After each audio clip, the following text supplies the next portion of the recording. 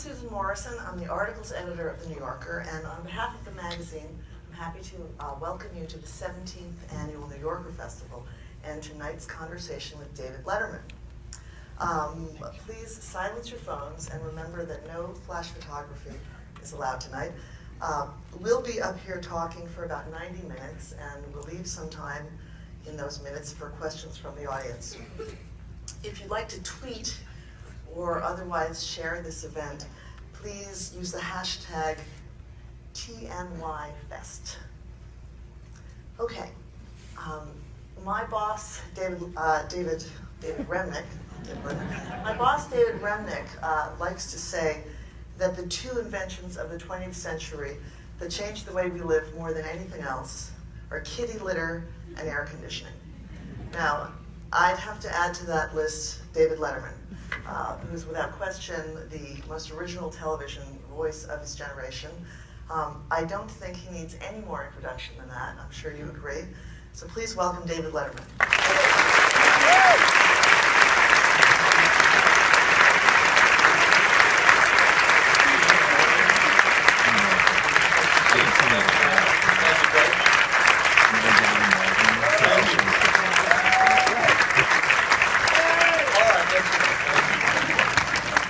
Look under your seats for your special Tiffany gift box. Never been compared to kitty litter. Off to a flying start. Do you know what I discovered today when I was looking up to make sure that kitty litter was indeed a 20th century invention? It was invented the year you were born. I'm not kidding. 1946. Anyway, well, here we go. First of all, thank you very much for thinking of me. It's a great honor, a great privilege, and I can't tell you how nice it is to be out of the house. Well, we're so glad that you're here. You even put on the nice shiny shoes. Thank you. Just yes, beautiful. New shoes. Great. Well, I'm going to start with a question that I know every single person in this audience would like to know the answer of, which is, what did you do today? What do you do now? Well, what I did today is different from what I do now. Today I got up at the crack of dawn and very excited about this event. And we have two dogs, yellow labs. One's name is Dutch, one's name is Sully. And I took them for a long run, and that's, for dog owners, you understand that that's a euphemism. And we got that taken care of. And then I myself went for a long run. And that isn't a euphemism, by the way. And then I got on a train and I came to the greatest city in the world, and here I am in this lovely theater talking to you folks. Thank you again. Okay. Well, we'll talk a little later to what your normal post-television day is like. But you know, when I learned that you had agreed to come and talk to us today, at first I was thinking, why would you want to do this? I was scratching my head. And then it came to me, and I don't know, you tell me if I'm right. I thought, Donald Trump. And I assume you must miss the platform, the ability to be able to sound off on the news of the day. Well, yes and no. First of all, God bless Trumpy. Secondly, it would be never ending. I mean, it would be the lead story of every show. And it's been running now for a year and a half, and will go far beyond November.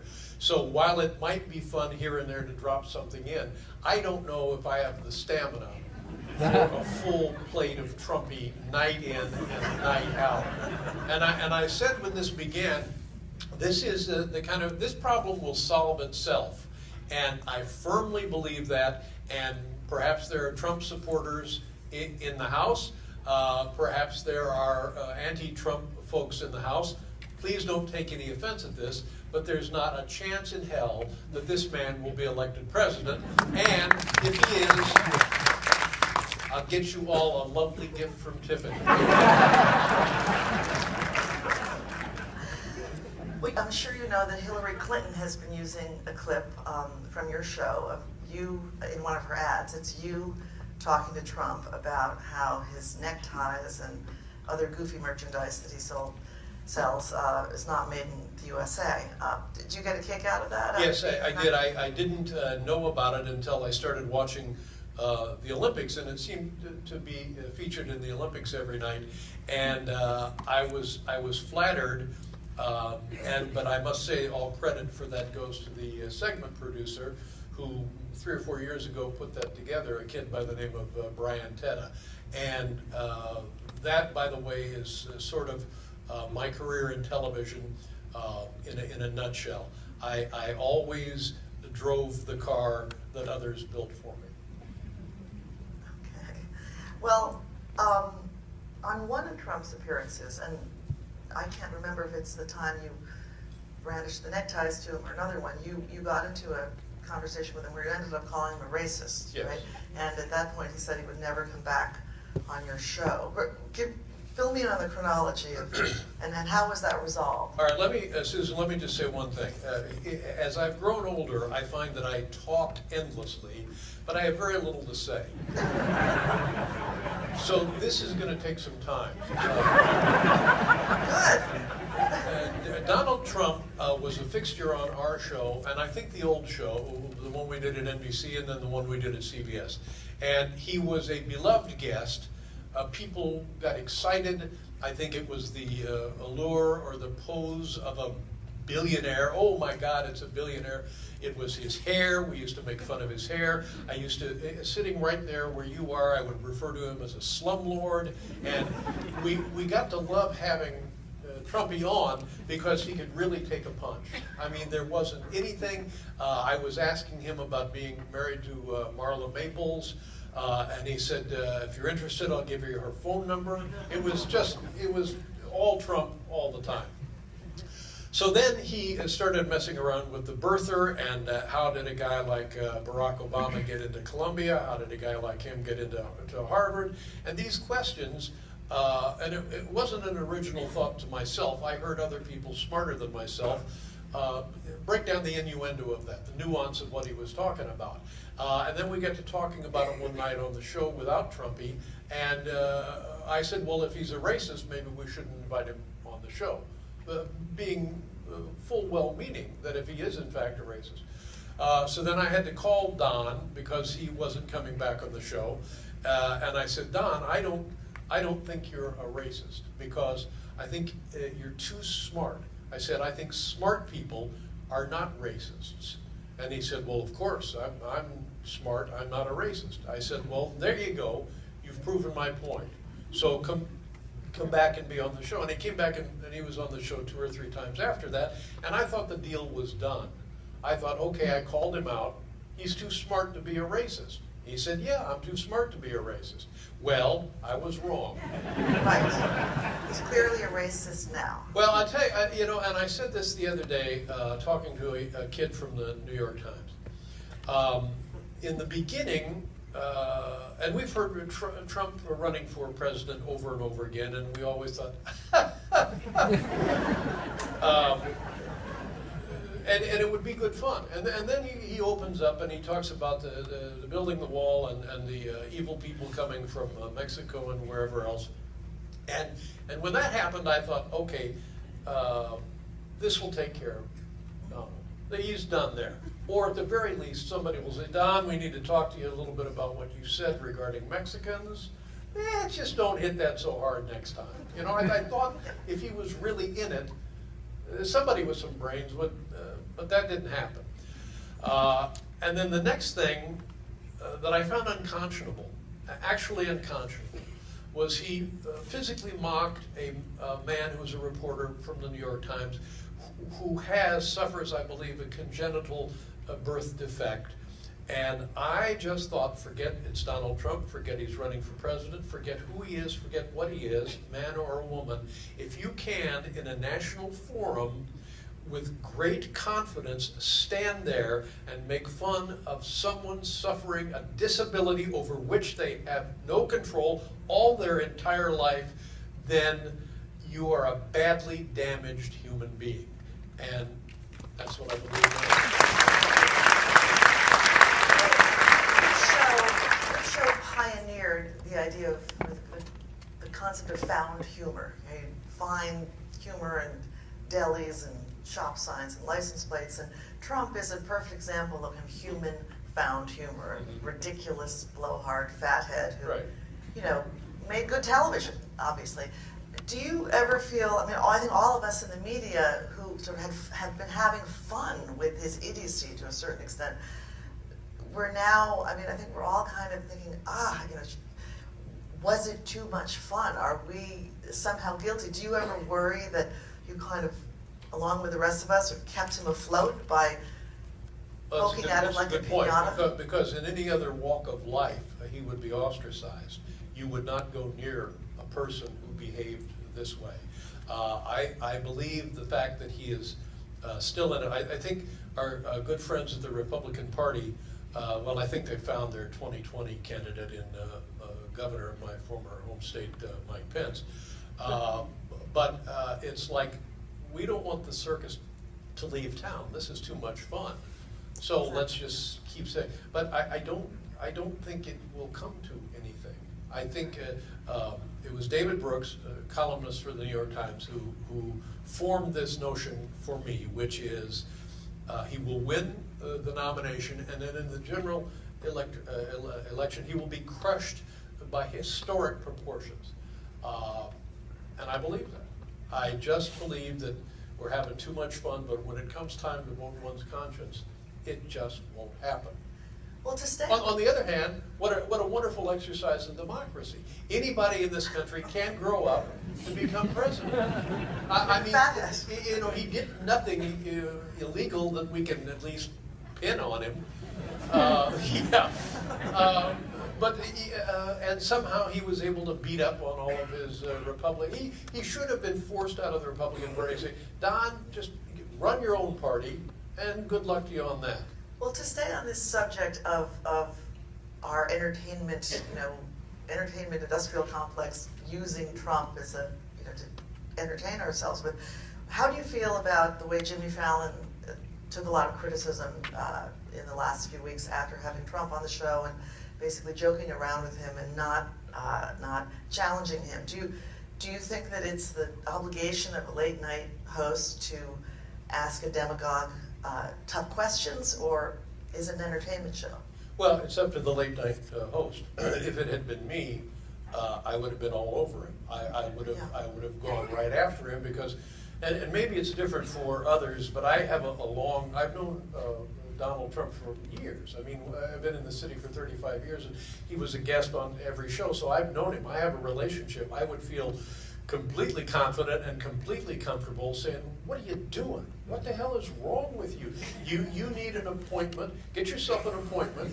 Get yourself some therapy. Get yourself a goddamn diagnosis and get a prescription. You can't be walking around like this.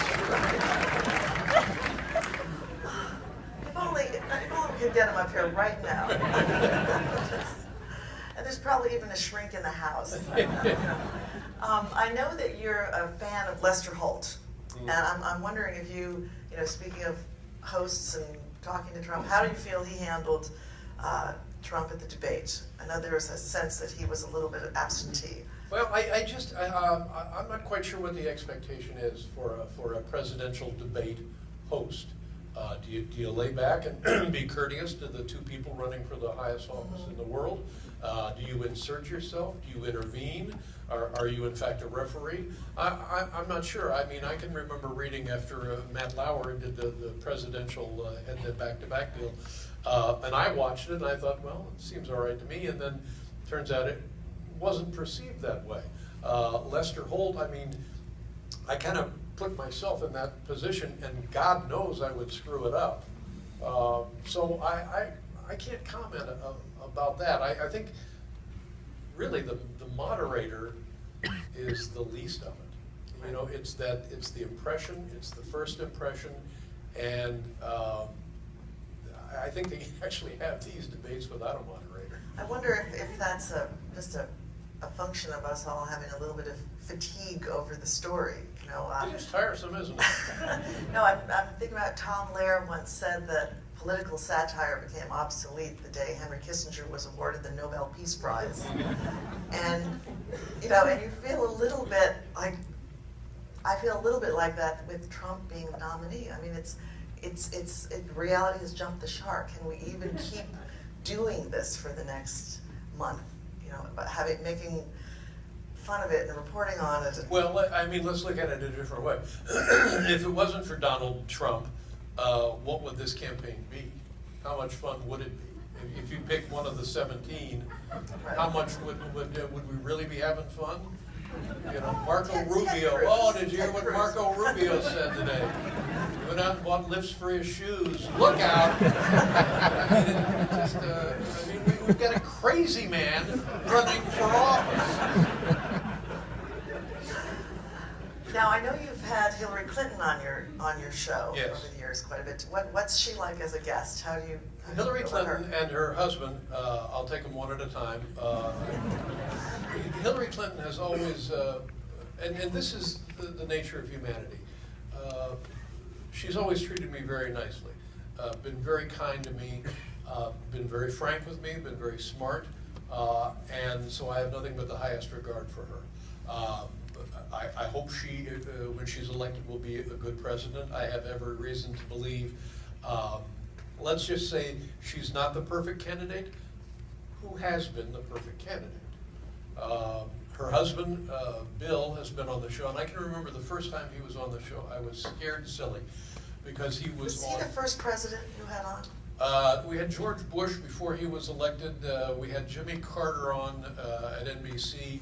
And I think we had, was FDR on? I don't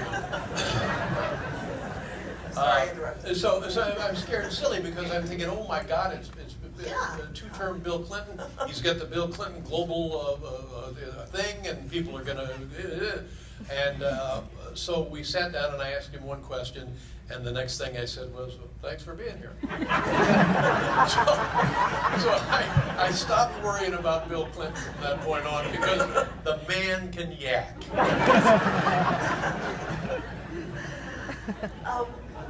What we were just talking about a minute ago, the Fallon and these candidates being on late night shows, I think has opened an interesting debate about whether comedians or talk show hosts should function as public intellectuals. I think we're kind of tending in that direction, you know. And these days, Samantha Bee, Amy Schumer, Jon Stewart, you know, Judd Apatow with his anti-Cosby crusade. Do you think, is this a good thing for the Republic, or? Well, I remember when this was first called to my attention, and when you're doing a daily television show, or at least when I was doing a daily television show, you deprive yourself of the opportunity to look around and see what the world is.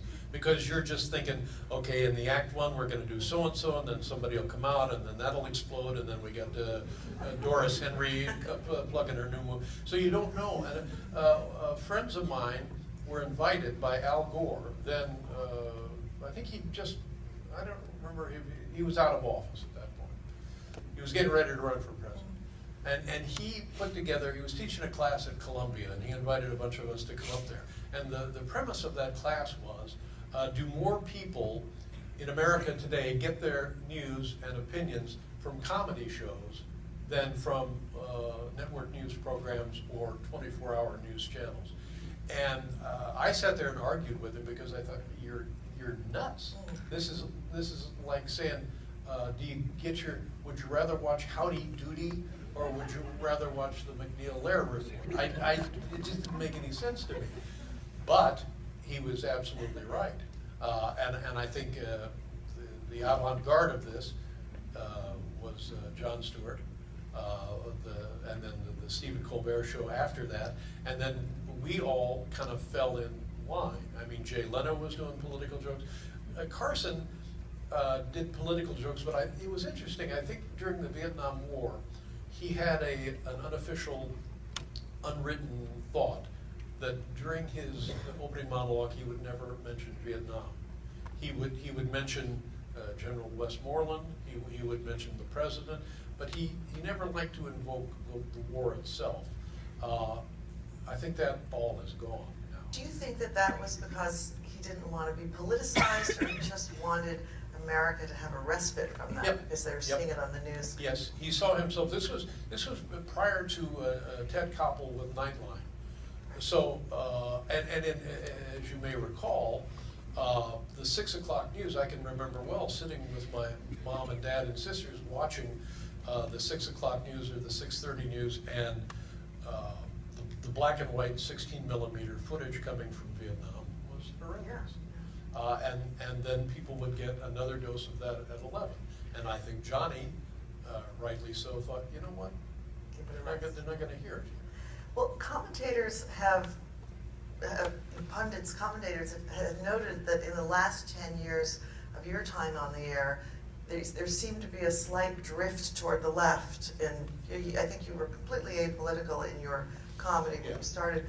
I'm wondering, is that because of this new strain that Jon Stewart opened up, or does it have something to do more with you being a father and a husband and caring more about everything at stake?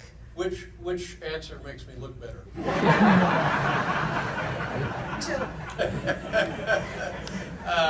I just, in the beginning, I followed Carson's example. We're just not going to do political humor, because when I started doing television, a comic doing political humor was, boy, that Ronald Reagan, he's old, isn't he? And that would be the extent of it.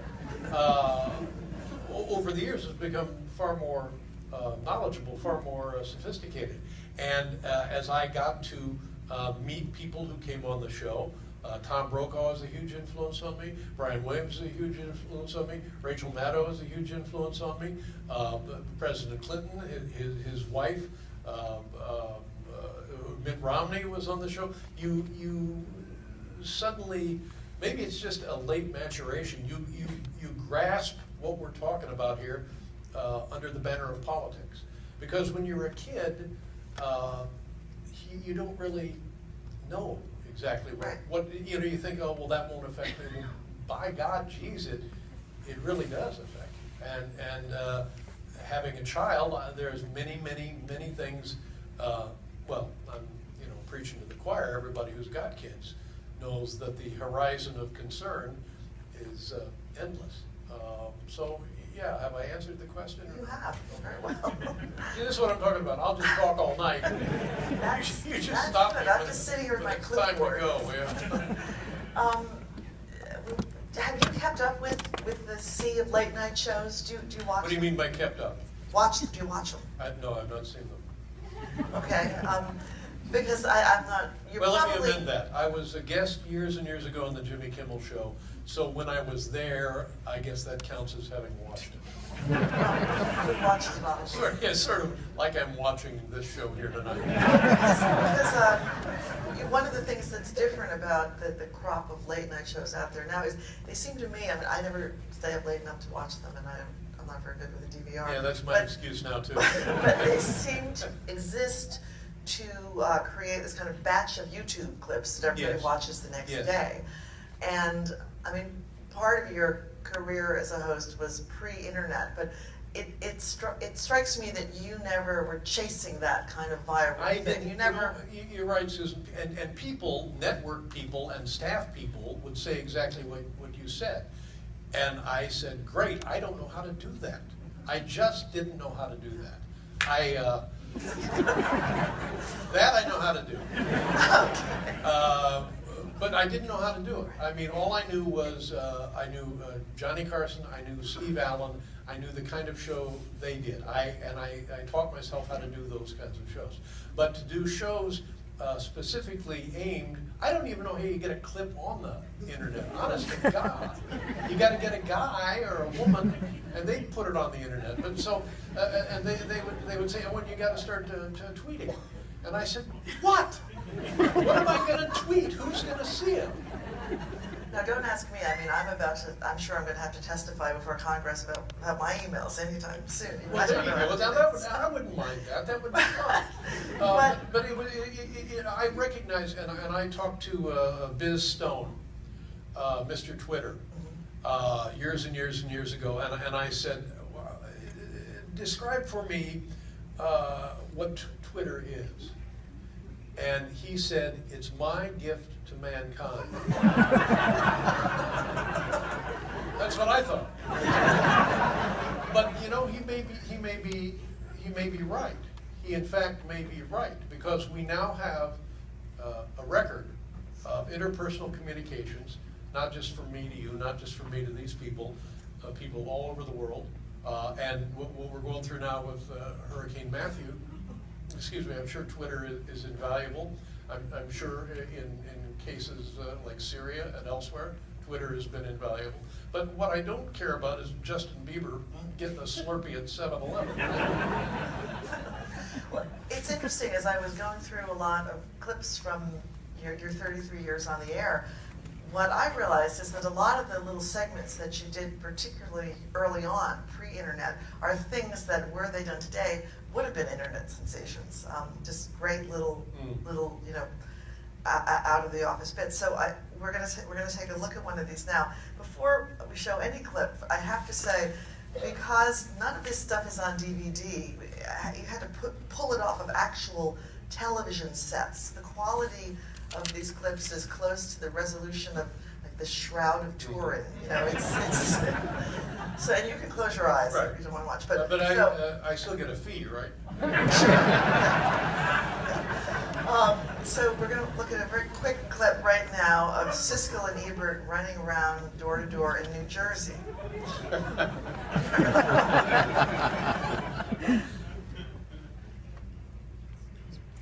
Roger can play the William Tell Overture on just like a surface with his hands. Want to hear me? Yeah. Here we go.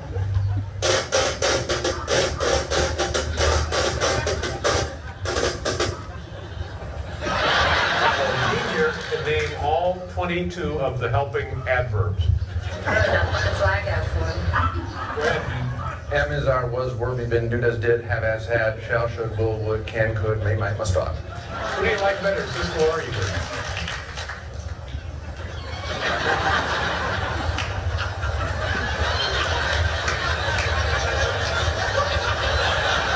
We'll give you $100 right now, no questions asked. Each, you 100, you 100, if you'll let Gene and Roger shave your mustaches off.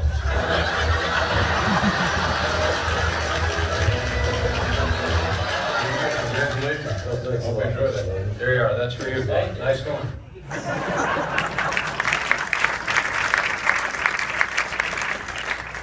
I think that would have beat Justin Bieber getting a slushie. Yeah, perhaps you're right.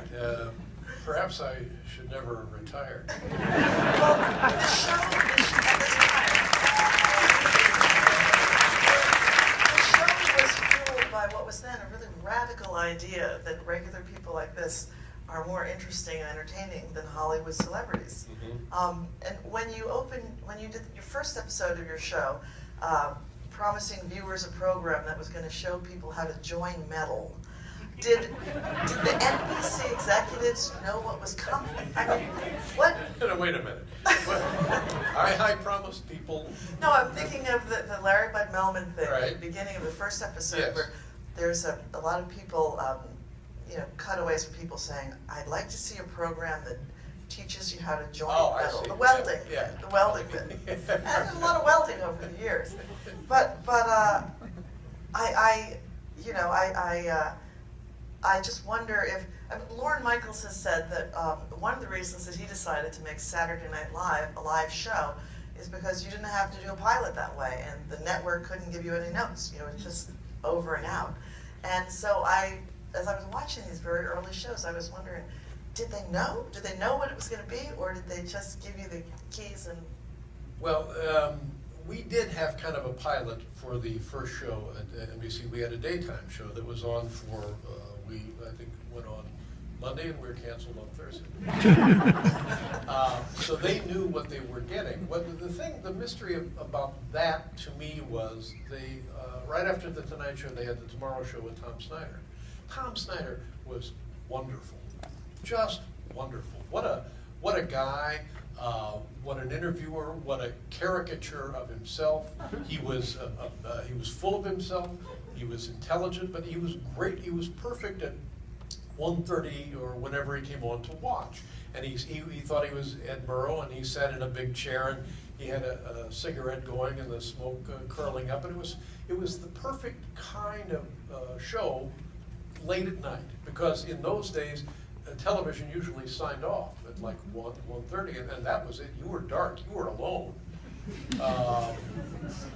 But Tom helped ease one into the abyss. So I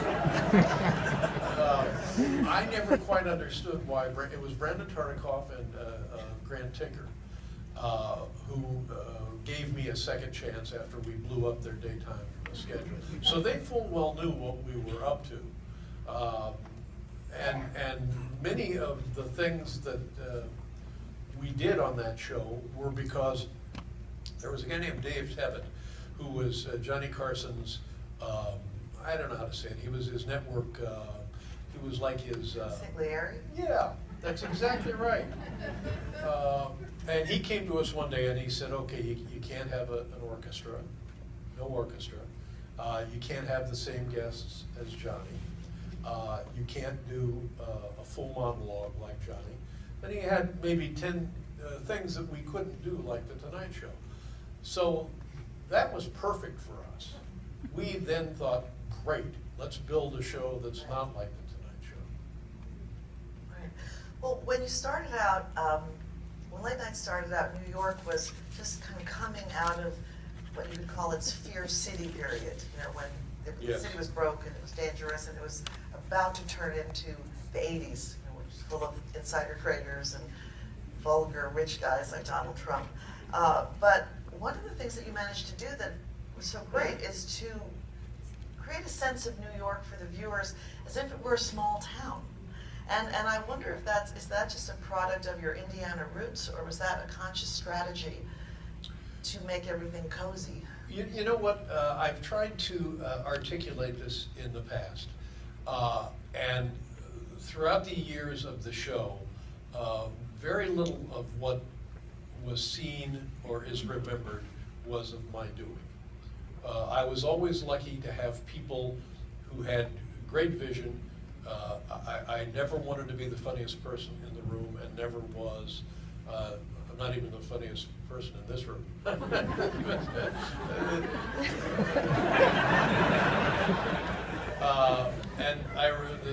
the first head writer that we had was a woman by the name of Merrill Markham. And when you invoke the notion of New York as a small town, she would begin her day with the yellow pages, in the old days when there were yellow pages, and she would just go through and look for neighborhood establishments. And she'd find a place, just shades. She'd write down just shades, and then she'd just go, oh, but there are just balls. And so we would go out and we would turn that into comedy. And then the next head writer, I believe, was Jim Downey. Who, Jim Downey, if you don't know who Jim Downey is, you're embarrassing yourselves. He, I think, has been the strength and the backbone of Saturday Night Live for 30, 40 years. He wrote for FDR, didn't he? And then after Jim Downey, it was Steve O'Donnell, who again, brilliant, and just, these are people that are so smart that you can hear their brains crackling. And then after that, it was Rob Burnett, and we, you know, it was me. I'm the one who looked good for their efforts. But the things like you're showing there, okay, let's get Siskel and Ebert and go to New Jersey. Well, it seems unlikely that was my idea. Well, let's look at another clip that gets across this wonderful kind of little Mr. Rogers neighborhood feeling, which is about it's the strong guy, the fat guy. I can guarantee you this was not my idea. What this is, I had completely forgotten about this. This is insanity. This is, I mean, from where does this idea come? No, I have no idea. But yet it was, and we went out and we shot it. We got a bodybuilder. We look at it. Okay, let's take a look. Tell us about it. I'll be in the men's. We have it. meet three very special friends of mine. You, sir? A strong guy. And you? I'm a fat guy. And how about you? Genius. You guys ready? Let's go. The strong guy, the fat guy, the genius. God gave them each a special gift at birth. They break it, they eat it, they solve it. That's the reason they rule the You have something for the strong guy to bust? Yeah, he's gonna bust the clock. Oh, a clock. Go ahead. And Rupert, do you have anything for the fat guy to eat? Yeah, we have some big seeding today. Oh, big seating. And how about a question for the genius? Well, on the periodic chart, what's the symbol for sodium? That would be Na. Right. He's a genius.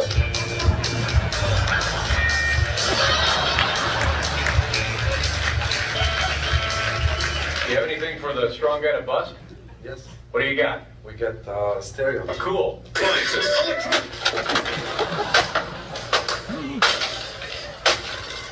And Alex, something for the fat guy to eat? How about cream cheese? That's suitable for a bagel store. Exactly. How much paper is in a ream of regular papers? It's 500 sheets.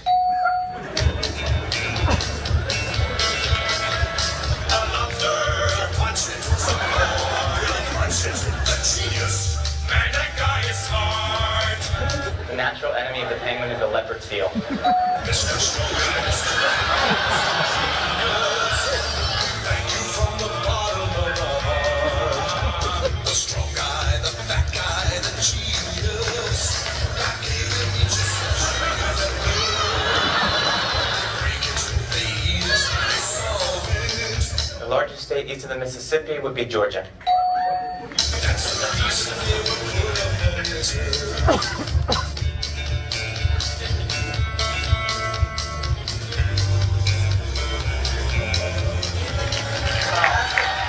Wow.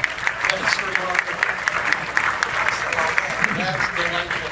And I will say, without the music, you have nothing. And Paul Schaefer and the man singing it was Will Lee, who is our bass player. I believe that they were responsible, and perhaps working with a writer, responsible for that song. And once you have the song, for heaven's sakes, pretty much the piece writes itself.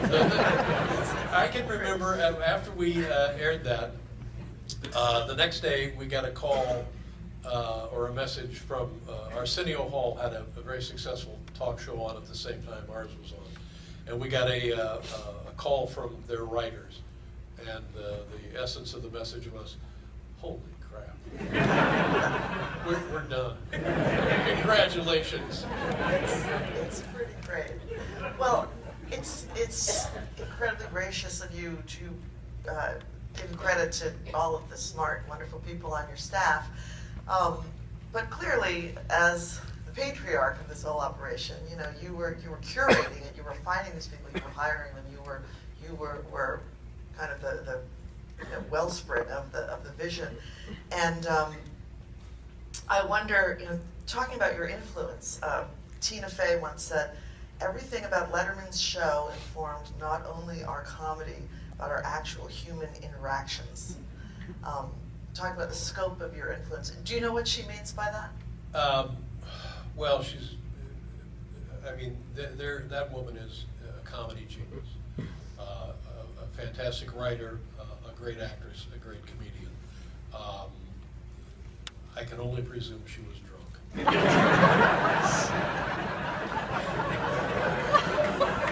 I think what she means is that for years, since you were on the air, irony has become kind of a default setting in not just in television comedy, but in ads for life insurance and fraternity parties and your accountant and and just the way we deal with each other. It's an awesome thing, and I'm wondering if you're fully aware of the scope of it. It's like working, if you're working in let's say an automotive factory, and you're building cars, and maybe you build 800 a day, you don't go home and look at all the cars on the highway and say, My God, I built all of these cars. It's one car at a time. I will say that one thing that culturally that I noticed, when we would do these remotes, you saw it with Siskel and Ebert, you saw it with the fat guy and the strong guy and the smart guy, was the use of the cutaway shot to get a laugh. And after we started doing that, I began to think maybe I was seeing it used in commercials. And the origin of that was our first director, Hal Gurney. Again, I've never met anybody like Hal in television. Smart, funny, and would take no bullshit from anybody. And he could use the cutaway shot to get a whole separate joke. And then it was also used then when we would go out and do these remotes. And I think for a long time you saw it used in commercials where you had not seen it heretofore. But God bless Hal Gurney. There was a guy in the control room, and he was amazing. He was the guy I really wanted to be. He was so smart and such a dear guy, and his wit was really dry, just the best. Well, I've definitely seen that device used in commercials, but I think that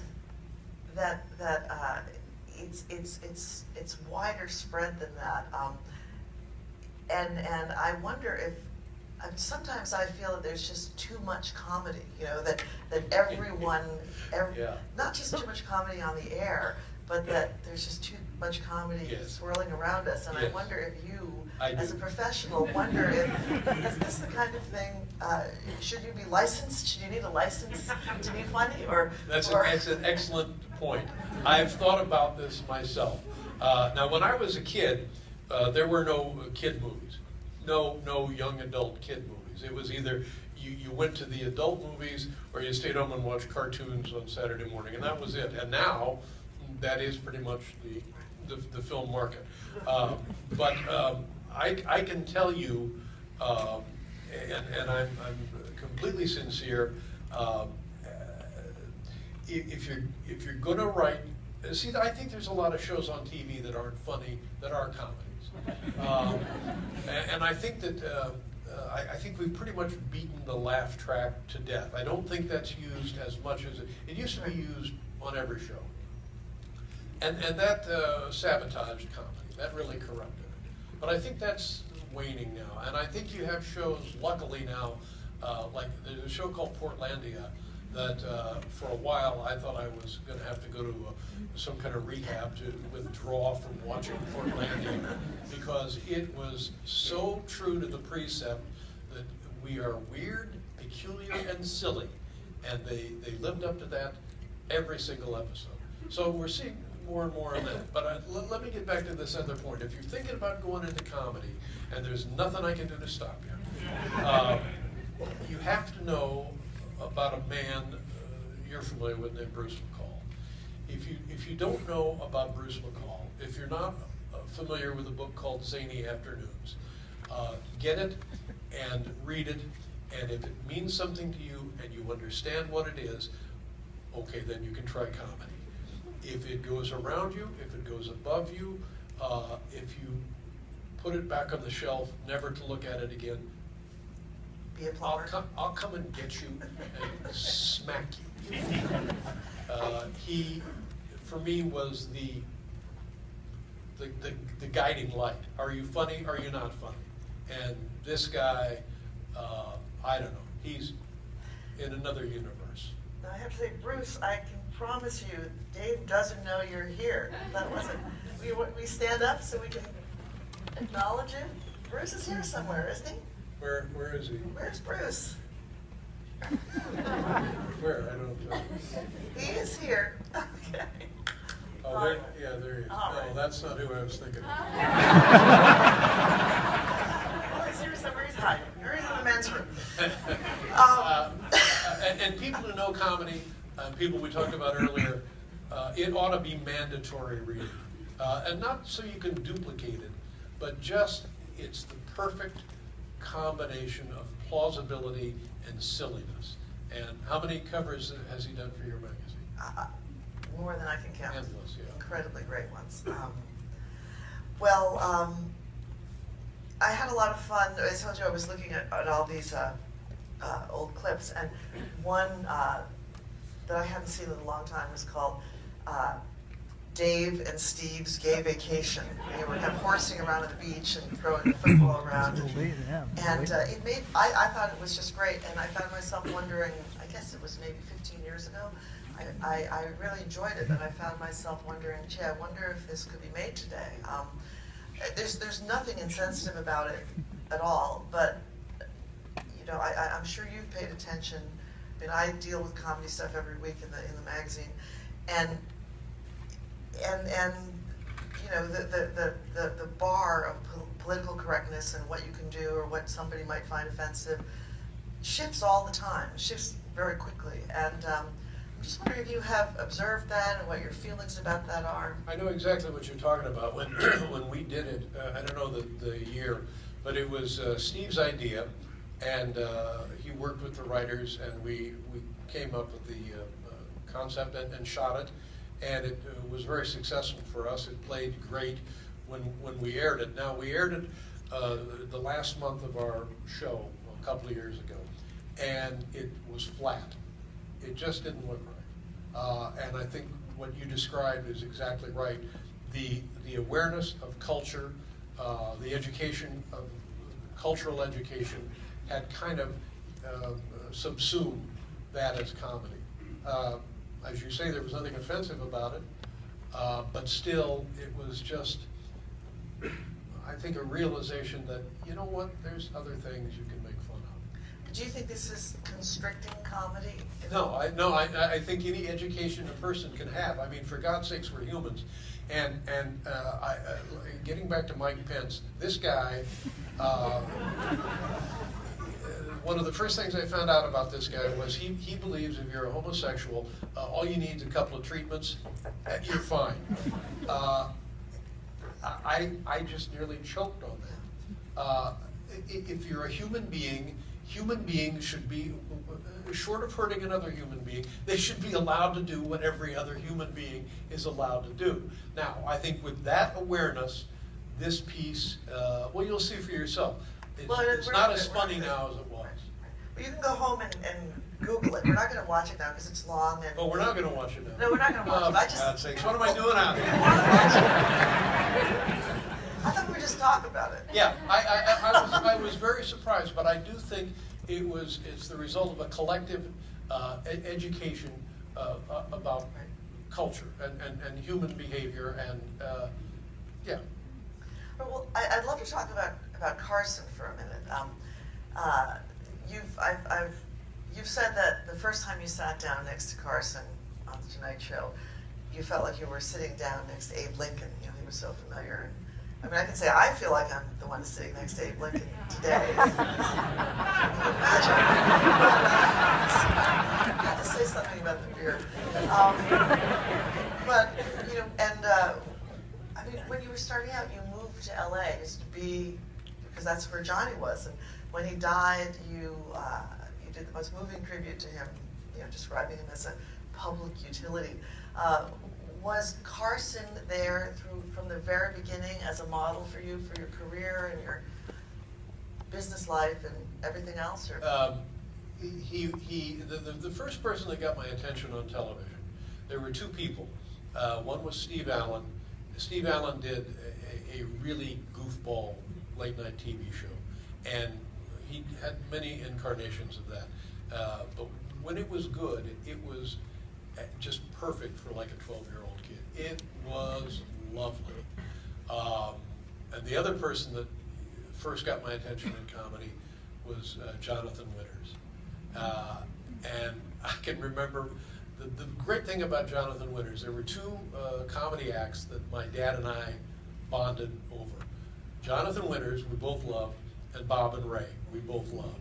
And I have a special place in my heart for each of those three people because of that connection to my dad. Johnny Carson he was the pot at the end of the rainbow. You would sit at home and watch The Tonight Show, and a comedian would come on, And they'd say, ladies and gentlemen, here's Bob Stevens, and you can see him this week at the Comedy Store. And at the Comedy Store, what are they talking about? And then here's Lois Bromfield. She'll be this week at the Comedy Store. And I found out that the Comedy Store was a place people could get up and do, nascent comedians and do comedy. And so there was clearly a connection between the Comedy Store and the Tonight Show. So that's what pried me out of the comfort of Indianapolis and moved to California. And it worked exactly the way I thought it would work. I went to the Comedy Store the first week I was there, started working at the Comedy Store.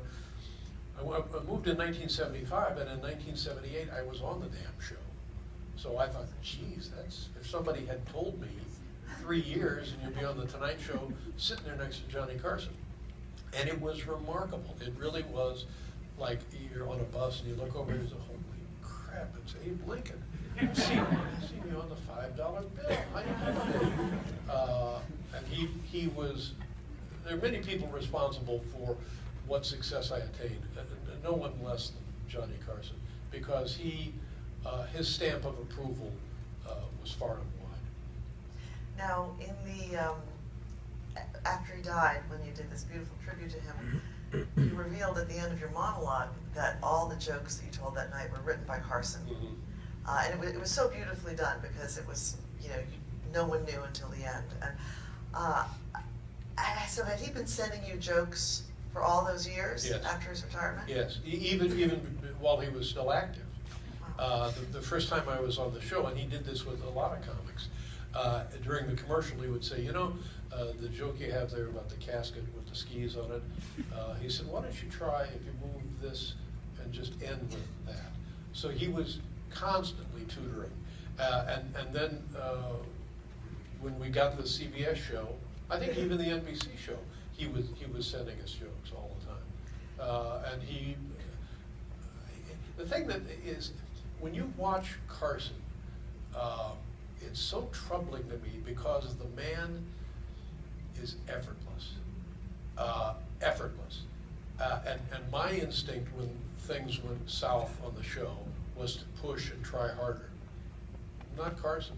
He was the one, he was the rudder, he was the keel, he was the control of the show. Didn't make any difference what else had happened. You had Johnny. Whereas if the audience is not going for me, I'm out there trying to beat him up to get him to like me. Johnny didn't care because he knew people just loved him. And you look at the first show he did on NBC, you look at the last show he did on NBC, and if you had to chart it on a graph, it would just pretty much be like that. He was so solid. Now, what happened if, I assume that you didn't use all the jokes that he sent you? Were some of them not quite up to it, or was that all right? Johnny Carson sends you a joke. Here, use it. It's,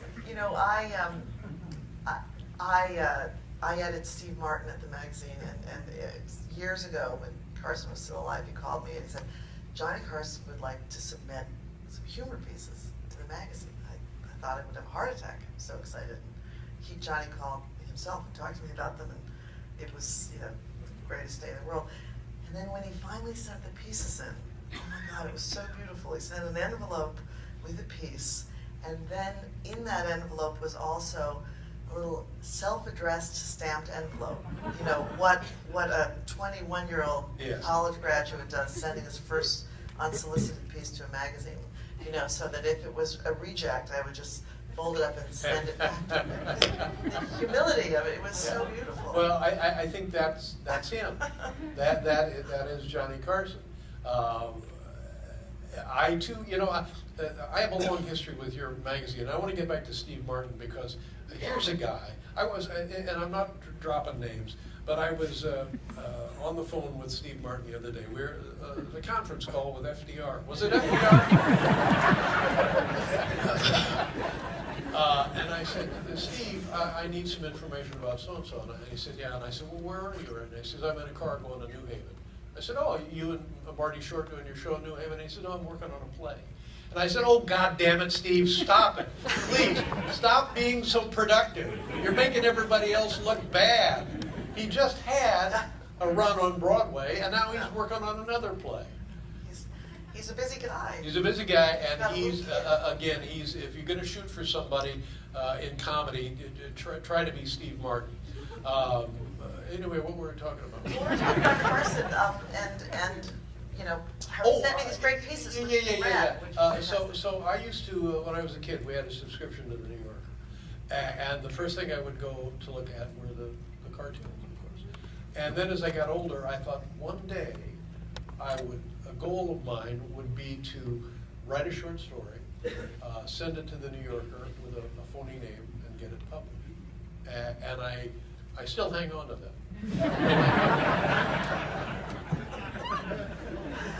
Why don't we have a great little Carson. And maybe I have. Maybe, how would you know? Maybe I have. No. So we have a Carson clip. Let's look at that. This is Carson's last appearance. He's visiting your show when you're in LA. I have a great story. Well, you'll be the judge of that, but I have a story about that.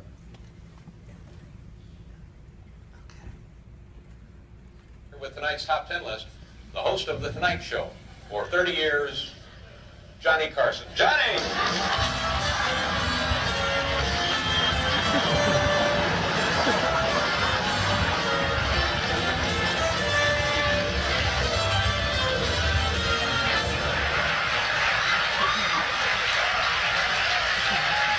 Your worth every penny, pinhead. Good night, suckers.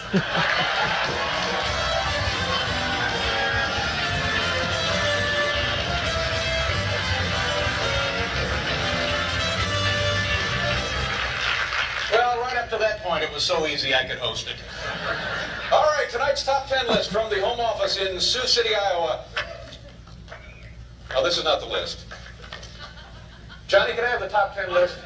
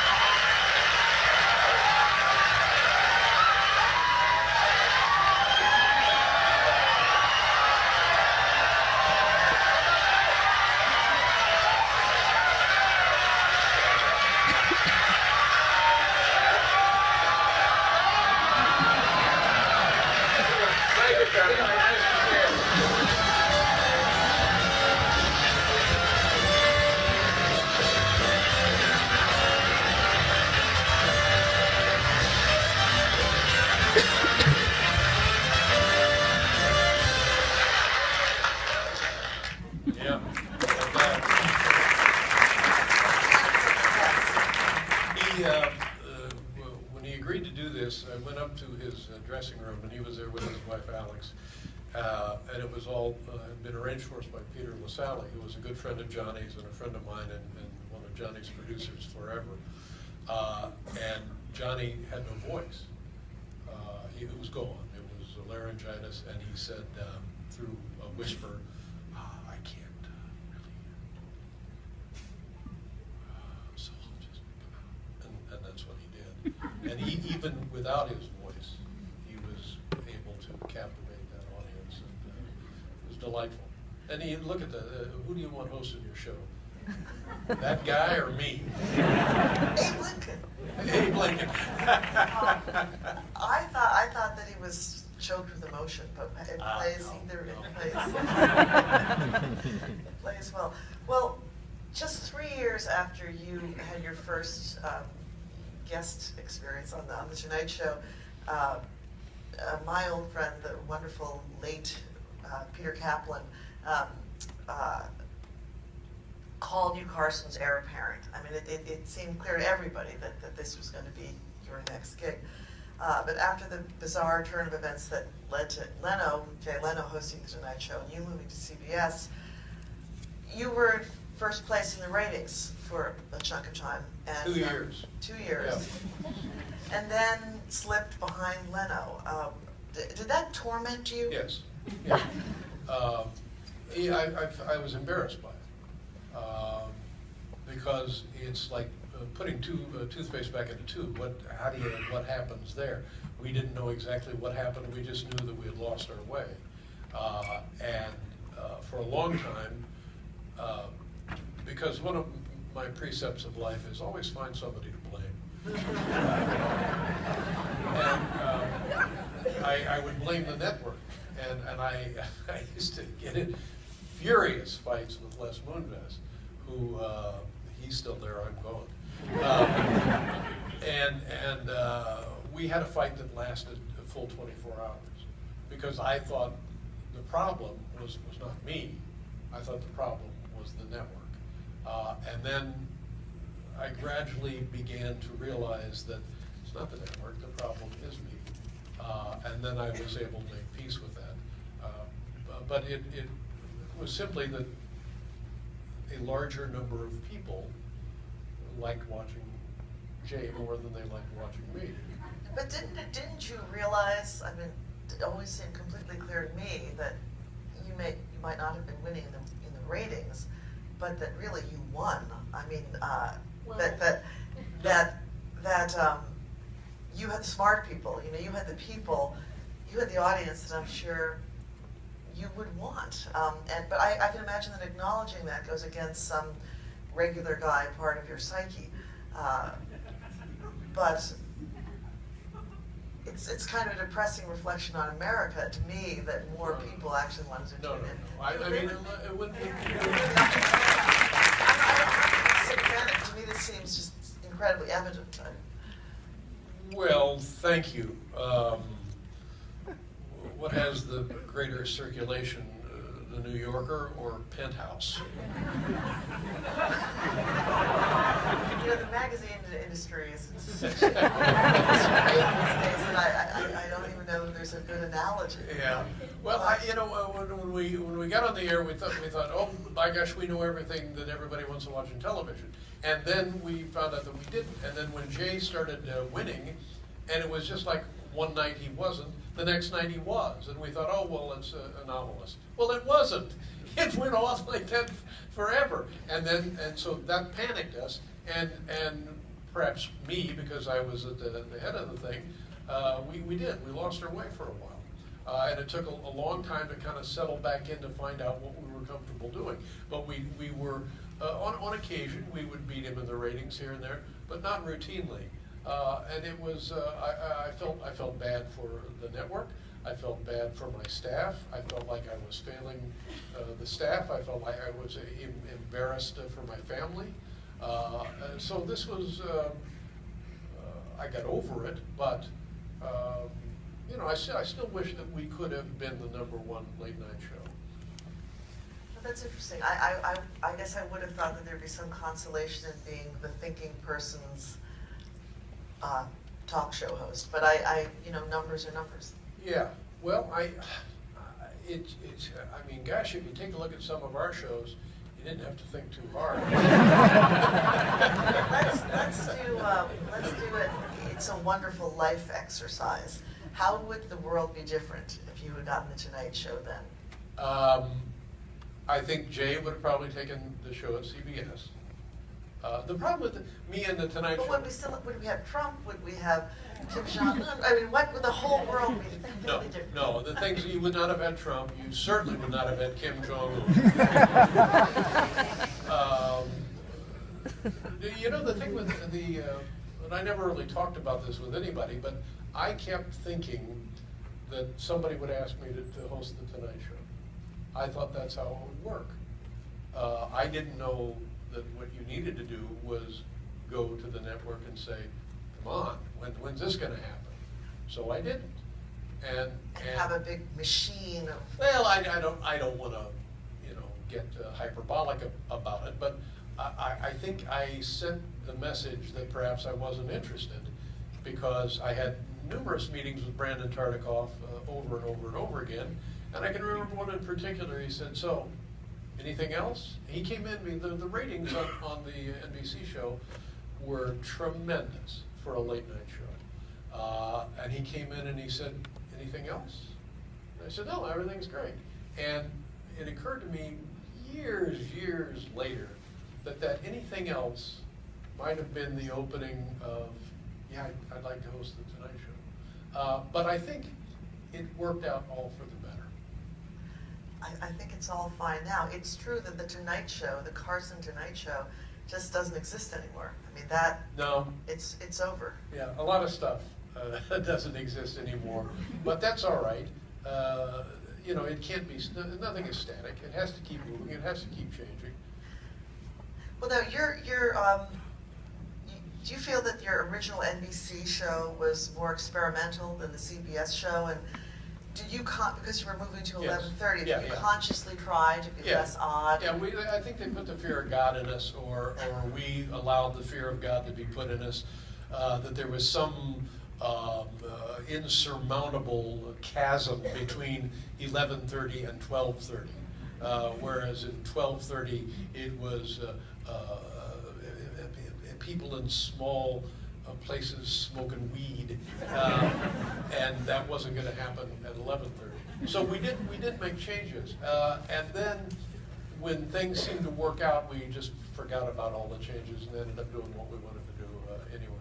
And didn't NBC put some weird restrictions on you? Didn't they say, "Oh, this is our intellectual property"? And a lot of things you created. Yes, they wouldn't let us take things with us. I got a letter from Don Ohlmeyer, who was running the network at the time, and a guy who I admired, and he had been a big sports guy at ABC, and then he worked at NBC,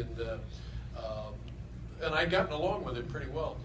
And he said, "You can't have so-and-so, we couldn't do stupid pet tricks, you couldn't do stupid human tricks, you couldn't do CBS mailbag, or you couldn't do anything really. You can't wear pants," and a lot of things. And then I'll never forget it as Don Ohlmeyer, his signature, and then the O in Ohlmeyer, he put a little smiley face. And I thought, how can I possibly take this seriously? The guy has put a little puppet in his signature. And they were really, and then I'll tell you who was a real hero is Tom Brokaw. Tom Brokaw said, "Screw it, I'm going over there," and he was on our first show. And I thought that was a great mark of courage and a great mark of friendship. Now, didn't you get around some of these restrictions just by renaming the bits? Perhaps. I don't know what they would have been, but perhaps we did. All right, well, that's very resourceful. Did I say anything about Paul Schaefer yet? You did. You did. I was going to ask you. I will tell you, we did 6,000 shows together, and he was the most important part of my life for every one of those 6,000 shows. He is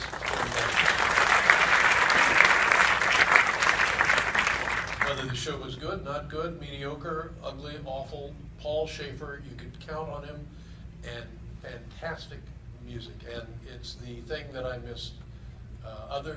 In addition to my friends that I worked with, not having the great privilege of live music every night. It's a wonderful thing. It's just fantastic. Music obviously was always a big part of the show, and you had your favorite bands, the Foo Fighters, and of course the Warren Zevon show. And how was Paul part of that? Would Paul introduce you to things? Was he part of your musical education? Paul was a great influence, and we also had two people who booked the music for the show, and it was a great education for me. It was Sheila Rogers and Cheryl Zellickson. Sheila Rogers is working for the Johnny Condon show. I know that's not his name. What's his name? James Corden. James Corden.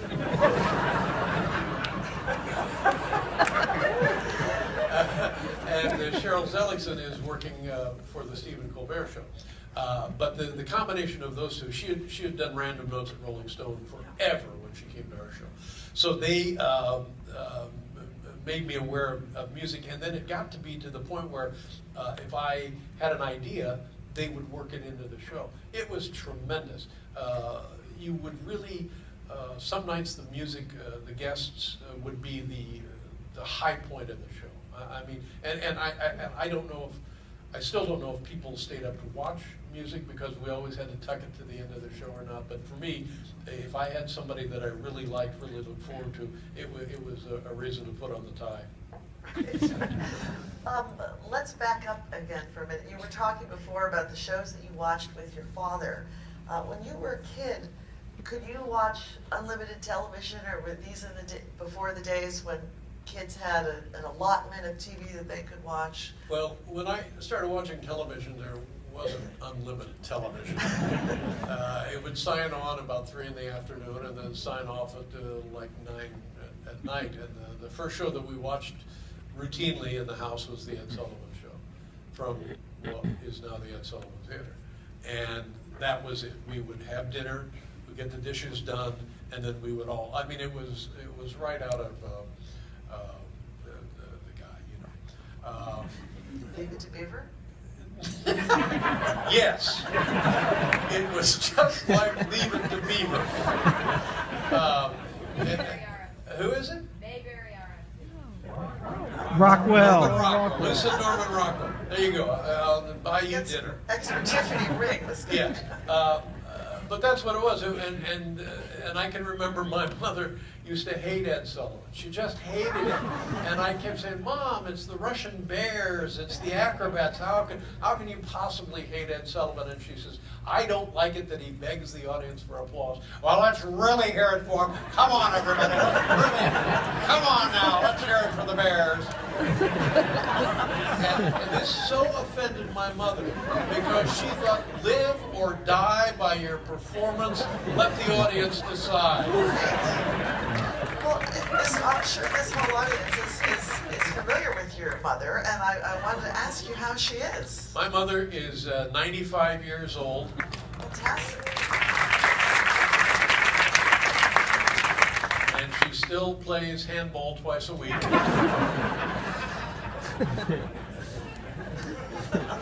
We just had, I'll tell you a story about Mom. And God bless Mom. You know, it's Mom, and God bless her again. But Mom's 95. So we all go to Mom's house for her birthday. Now, she has 5 grandkids. Her favorite is my son, Harry. So we're all there, and one of her grandkids is a woman who has a cooking book, and it's like Edible Ohio or something. I don't know. She loves food, and she's very good at it.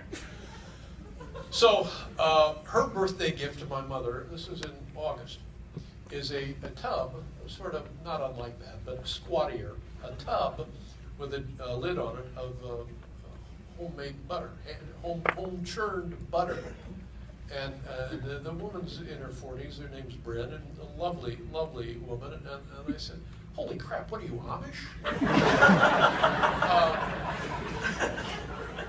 So now everybody is oohing and eyeing over homemade butter. Now another one of her grandkids, Bryn's brother, owns a bakery in Chicago. So he's baked something about the size of this table that's bread. So now I'm thinking, holy crap, here we go, bread and butter.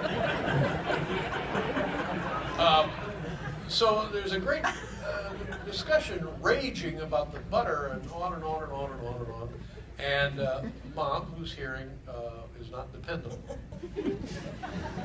So they hand the tub of homemade butter to Mom, and she opens it up, and it becomes clear that she believes it's hand cream. I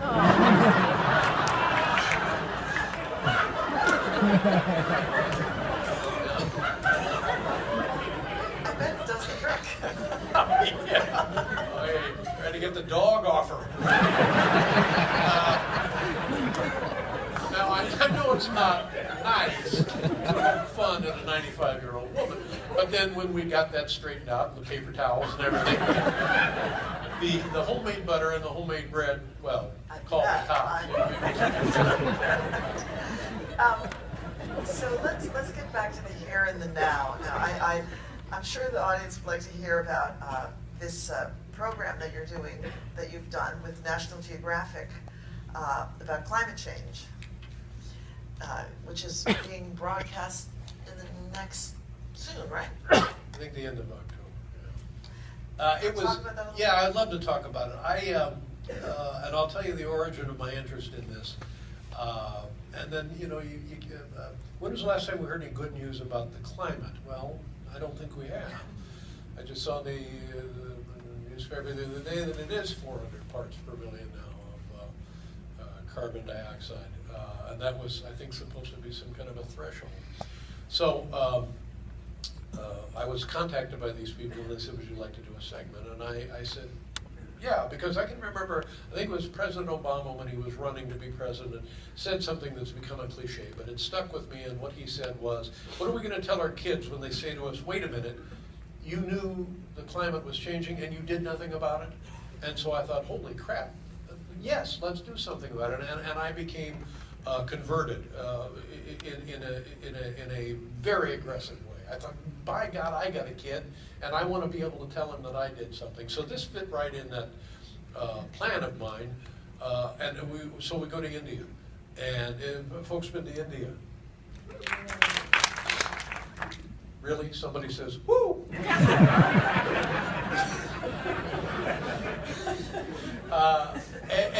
And I'll tell you something, India didn't really start as a country until 1950. And now the United States is in some way, directly, indirectly, saying, well, now wait a minute. You can't be burning coal if you think you want to do so-and-so, and you can't be doing this if you think you want to do so-and-so. Well, that's all well and good for us to say. We had like a 200-year head start on India. We had our own industrial revolution. India's got 1.2 billion people, which they regard as a resource. That's a huge resource. It's a very young population. And they are, the point of our story was the 400 million people in India without electricity, 400 million people. And Prime Minister Modi wants to electrify these people. And the goal he has set, and everything about India is hyperbolic because of the numbers, because of the size. He wants to electrify via solar grid 7,000 homes a day. A day. Try and get the cable guy to come out to your house before Labor Day. While people like Modi, some people dislike Modi, everybody is very optimistic that this can be done, but they need help. And my feeling about it is, let's turn India loose. Let's do everything we can. If they want to be the leader in renewable energy, the country that is the leader in renewable energy is the country that will rule the world. And why not? If they're willing and committed, turn them loose. Let's go. I saw poverty like I'd never seen before, but what I didn't see was suffering. Now I'm sure people are suffering, and I'm sure the poverty in parts of Africa are much, much worse than they are in India. But it was quite an awakening experience, from simple thoughts to moments of great depression. The Indira Gandhi Airport, 2 years in a row, named the #1 airport in the world. Great. As soon as you walk outside, it smells like somebody's burning furniture. And that never leaves. We were there 2 weeks, and it always smelled like somebody burning furniture, because I think they're burning furniture. Also dung. Burn. Well, that was an interesting thing. You talk about cultural, the way culture is ingrained in people and vice versa. We went to visit people living in a mud hut, and not unusual. And it was a matriarch, and 3 girls, I think. So they have a kerosene lantern, and the 3 girls study by the kerosene lantern. And I've not been around kerosene much, except parties and fraternities. But it's an oily, gummy residue, yeah. And these little girls were studying by the light of this oil lamp. And people have provided, these communities, these villages with solar stoves. And they throw them away because they would rather cook their meals on dried dung. They prefer the taste. If you've been to the Shake Shack, you know what I'm Do you think you'll be doing more of these kinds of projects, or do you have any comedy projects in the works? Well, you know, I was so touched by this experience, and I haven't seen it yet, and I don't know if it's any good. I want it to be good. I wanted to do their show. I would love to do more things like this, because selfishly, the education is phenomenal. And if it translates to somebody else giving thought to this problem or any other problem, I'm all for it. I loved it. I loved the people we went with. From when they got done with the Indian project, they went to Niger in Africa to address the problem of climate refugees. And the statistic that stuck with me there is that from 1970 to date, because of drought and obviously political upheaval and tribal warfare and so on and so forth, but because of climate change from 1970 to now, there have been 1 billion people leave that part of Africa. So, you know, I don't know, there's a lot to think about. And then Matthew, is that a symptom of climate change? Hard to believe that it's not. Maybe it's not, but it's certainly, you know, the drought in California and Arizona, the wildfire season used to be between like July and October, the first snow, and now in certain parts of the country it's year-round. It's just, I wish I was smarter on this topic, but it's hard even for a dumb guy to deny that we're, and I feel bad for my son, and we feel bad for our kids, because, you know, when I grew up in the 50s, I don't know, we just can't leave the planet a smoldering cinder for other people. Well, I could ask you questions for hours more, but I want to make sure that the audience has. Oh no, no, we talked about this. Anyone who has a question, you can line up. Do you want them to line up, or are we going to pass microphones? Rory, do you want people to line up, or are we going to pass? The microphones are the microphones being set up in the aisles. While people are lining up, let me ask Dave just one other question.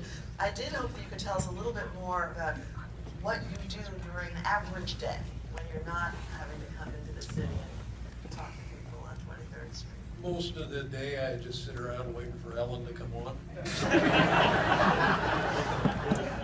Podcasts? No, I do a lot of stuff. The family and I did a great deal of traveling this summer, and it was delightful. We were in Montana for about 6 weeks. We were in Martha's Vineyard for about 6 weeks. We went to Japan for 2 weeks, and it was fun. You know, when you live and die with your kids, and if your kids are having fun, you don't care. And we got a lot of that done. And my son, who is here tonight, and I have one regret about the old show, which was on that final night. I introduced my son and his buddy Tommy Roboto, and I didn't ask them to stand up and take a bow, and I wish I had. And tonight before this evening, I said to Harry, who was in the audience, I said, Harry, can I have you stand up and take a bow tonight? And he said, no. I need a one-word answer to this question, then we'll go to these good people. Does your son think you're funny? No. I will tell you something. My son is funny. He's so funny, and in a delightful. He's going to turn 13 soon, and I was just sick because when they're this, you want them this way forever. Oh no, they get better. Yeah. Well, I get to push him around now, so it's a lot of fun. He's very, very charming fellow. Oh, stand up and take a bow, Harry. All right, we'll start with a question over here. Hi. Since your retirement, what other, I'm sure you've gotten other kind of offers to come back to television. What kind of offers have you gotten? What is your name, sir? Oh, Brian. Where are you from, Brian? Reading, Pennsylvania. What do you do for a living? I work at Toys R Us. All right. Yes, I have had offers. What I get is people say, well, what would you like to do? And I have to say, well, I did what I would like to do. I get offers like a lot of cameo work. Like somebody was doing a movie, it was Spider-Man. Really? Yeah, Spider-Man, and they said, would you like that you would be a street vendor in Spider-Man? And I don't think that there is a device invented today that's capable of measuring the amount of time it took for me to hang up the phone.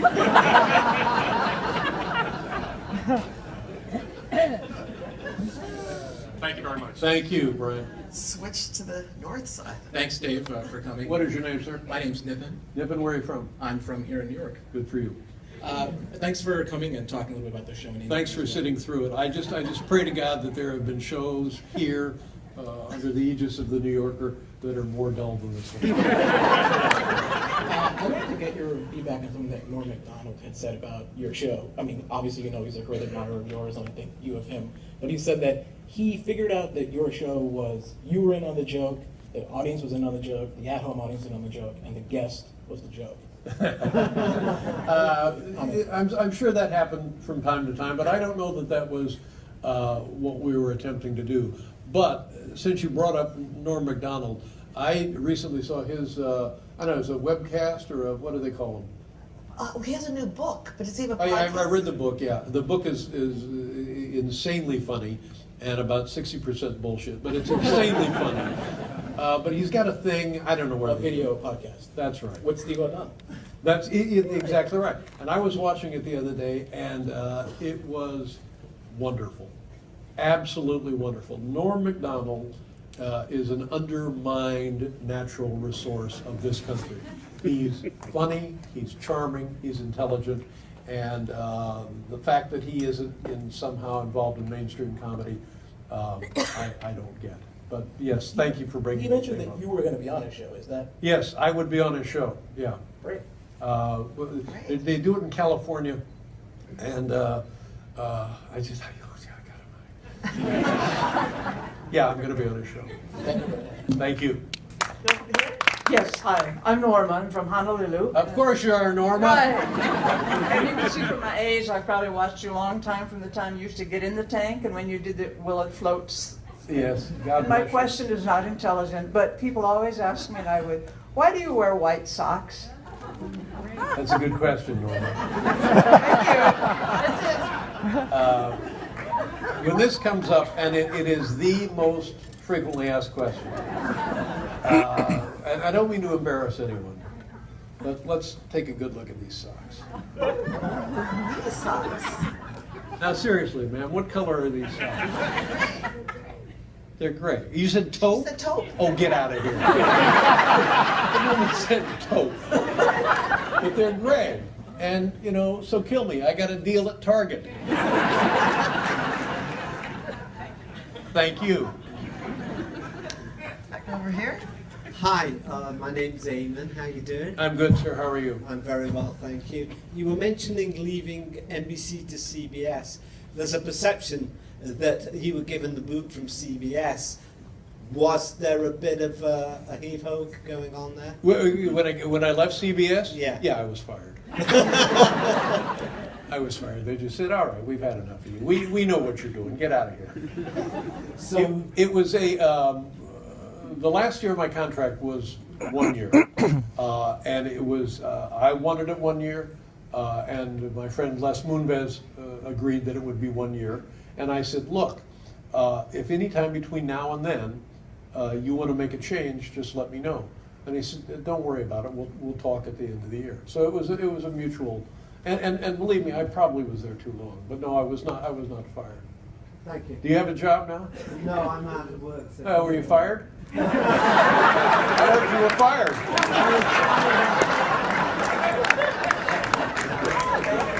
Not what I heard. All right. Hi, Dave. Yes, sir. My name's Chris from Cherry Hill, New Jersey. Yes, Chris. My question is, Did you have a lot of interaction before the shows with the guests, and did you ever have like an inclination of how it would go? Like specifically, the interviews in my mind would be like the Crispin Glover interviews and the Joaquin Phoenix ones, where it was really bizarre. Did you see them before the show, and did you usually get an inclination of what would happen? No, never. This is from old school Johnny Carson. I never talked to a guest before the show. Yes. And I was just wondering, during the last year of your show, so many comedians came out and spoke about how important you were to them and to the field of comedy, and I really found it very, very moving, and I'm just wondering how much of that you got to read and how you honestly felt about the comedy world and, you know, thinking of you in those ways. Well, I was surprised and more than a little touched. So we talked about Norm Macdonald and Ray Romano. I remember these guys looked like they might be on the verge of tearing up. And I was stunned because, like I said, we just would do a show night after night after night after night, and you never get to appreciate what is happening on the horizon, and this is a case of that. And we had the funniest of the funny on our show, and for them to, like I said, I was never the funniest guy in the room, and that was certainly true every night. So it was quite meaningful to me. So it was really a surprise for you. It was a surprise to hear to me, how yes. people thought about you. Yes, yes, it really was. Thank you. Thank you. Hi, Dave Garb. Born and raised New Yorker. I went to college in St. Louis, around where is it? Washington University. Yes, big journalism school, right? Yeah, big journalism, big med school. Right around 2001, September 2001 happened, and I remember looking for normalcy at that time, being away, and I ended up turning to you, and you were a big part of, you know, bringing us back to normalcy at that time. What did you think your role was? As I think a lot of the nation did turn to you that night when you watched, and what were your memories, and what do you think your role was during that time? Wow. My family and I, that week, had been in Montana, and we watched it all on television. And as a result, I had quite a lot of time to think about what I might say, and honestly, I didn't know. It seemed like one of those moments where, good Christ, what? You know, honestly, what? And my inspiration for the remarks came from Rudolph Giuliani. This was the old Rudolph.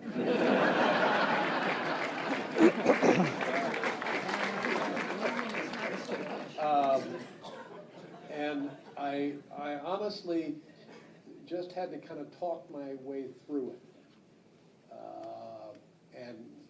And then Dan Rather was there, and I just remember Dan Rather grabbing my arm and starting to cry. And I just thought, oh, God. As you remember, everybody remembers, nothing made sense for a long time, did it? It just, nothing made sense. And then I think Regis was on the show. And then I started to make fun of Regis. And for just those 7 or 8 minutes, the world, for me, kind of righted itself because I could make jokes about Regis. Thank you. Thank you. Man on a tie. Yes, sir. Hi, Dave. Hi. My name is Pat McLeod. I'm a comic from Boston. Mm-hmm. I came here just for you tonight. Oh, God bless you. And I went to Emerson College and I majored in television broadcasting, and the other reason why I do comedy. Oh, good. And are you successful at comedy? I'm trying to. Yeah. Where do you work? The Comedy Studio. I don't know where that is. Cambridge, Mass. Oh, Cambridge, Mass. That Comedy Studio. Yes. And I want to be a late night host like you, and I don't know if you could give me some advice. Get out of the business.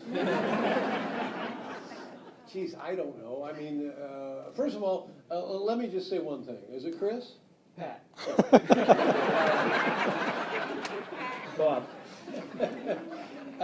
I just don't know why there's so many late night shows. It's 2016, and nothing against you being male, but it would be, I think, I would be happy to watch a woman, I think you mentioned Samantha Bee. When is her show on? I don't know because I don't stay up late, but Yeah. everybody here knows. Monday night. I'm sorry? Monday night. Monday night on TBS. TBS. I don't know. I mean, you've got two Jimmys and a Stephen. I don't know. And good luck to you getting your own show. I'm sure you're hilarious. But I don't know. Am I wrong about this? Would it be nice to have? I mean, there are plenty of funny women. And it will. It will. Don't worry. Good Lord. All right. Thank you very much. Good Good luck. Can I take a picture with you and Susan? No. Well, I have to cut you off. I apologize. Come on up. I mean, you got a tie and everything. Let's go. Gabbing a little bit too long, Hurry up. Come on. and this has to be the last question. Come on, take it. Can you ask a question while he's doing the picture then? Yeah. Really? And then that's the last question. I'm terribly sorry. Okay. It's a big man to do a talk show, son. Thank you very much. Good luck to you. I'll ask a quick question. Hey Dave, how's it going? I'm fine, sir. How are you? Andrew, Brooklyn. Andrew, good to see you here. Yeah, man, you too. This is an honor. So my question, I guess, is Susan was saying, you know, it's true. It's undeniable that you and your show changed the nature of comedy and of humor in this country. No disrespect to all the talented folks doing it now, but I think for a lot of us it's not the same. My question is, do you ever miss it? Because we miss you. Oh, that's very sweet. That's very sweet. You know, I don't miss it. It's. I knew you were going to say that somehow. Yeah, it's for younger people, men and women. And I'll tell you what I do miss. I mentioned the music. For a year, it took me a while to uncondition myself. Because when we did 6,000 shows, I took a shower at the same time every day. I got my makeup put on every day at the same time. I tied my tie every day at the same time. I was introduced to go out and do the warm-up every day at the same time. And this clock becomes your personality and your way of life. You wake up and you do A, and you work your way through the alphabet, and then the next day you do it all over again. And I do miss that. By the way, I've had a lovely time here this evening. So this is all I need, really. Thanks. Thank you all so much. Thank you. A lot of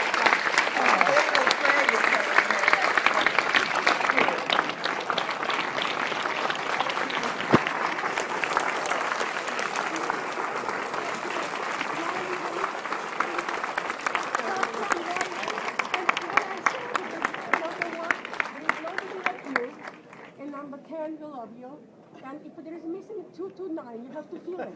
Right. You need you to fill the That's rest very of the sweet top of you. 10. What is your name, ma'am? Galina. Galina? I came from Russia, and I studied English with Sesame Street. But then I graduated to Letterman. Believe me, I learned my language through you and the jokes. Oh, and, well, that's very nice to hear. And all the references. Thank you very much. Oh, I mean, Dave, may I ask you one question? Wait, what do I have Do to you put? have any interest in purchasing the old late nights? I'm sorry, purchasing your old late night shows. Yeah, sure. Do you have them? I do have them. Take a picture. We'll talk to you now. Okay. All right. Do we know this man? Yeah. I know. Oh. I don't know, I did something. Thank you very much. They knew. Good night, everybody. Thank you.